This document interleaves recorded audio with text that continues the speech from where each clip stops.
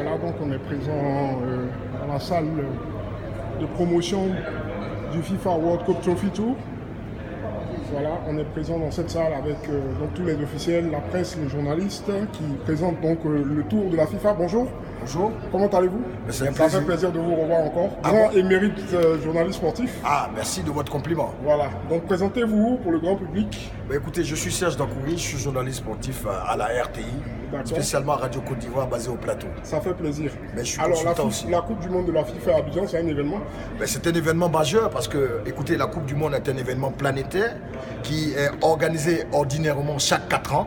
Et je crois que savoir qu'avec la Coupe du Monde et les Jeux Olympiques, ce sont les événements les plus médiatiques à travers le monde. Exactement. Et donc, pour cela, une Coupe du Monde comme ça à Abidjan, c'est un privilège. C'est un honneur. C'est un honneur. Merci Même si, beaucoup. cette fois-ci, la Côte On n'y est pas, mais je 5 considère équipes, que, voilà. 5 équipes à 5 nations africaines seront présentes. Voilà, et je considère que le fait qu'Abidjan, la Côte d'Ivoire, a été choisie comme C'est une reconnaissance.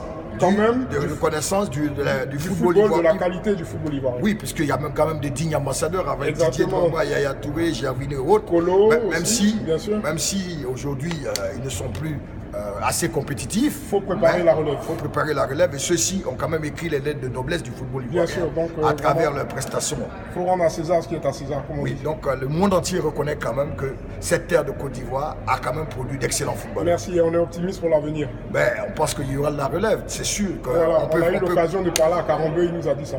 Oui, il y a la relève quand on voit les Maxwell Cornet, quand on voit Wilfried Zaha, quand on voit Jean-Philippe Bamin, quand on voit Assalé Roger. Ouais. C'est sûr qu'on peut reconstituer une équipe et rebondir parce que de toute façon, le football est fait de 3 résultats. Des défaites, des victoires et aussi des matchs nuls. Donc, c'est pas parce que nous sommes au creux de la vague que nous n'allons pas forcément ne pas rebondir. C'est évident que la Côte d'Ivoire va rebondir. Merci beaucoup, monsieur. Ça a été un plaisir. Très bonne journée à vous. Pareillement à vous. Et puis, on reste toujours, en tout cas, scotché à l'actualité. Écoutez, nous, on est passionnés de football et ça en est devenu notre métier. Et on aime beaucoup vos analyses. Ah, c'est un plaisir. À très bientôt. À très bientôt. Merci.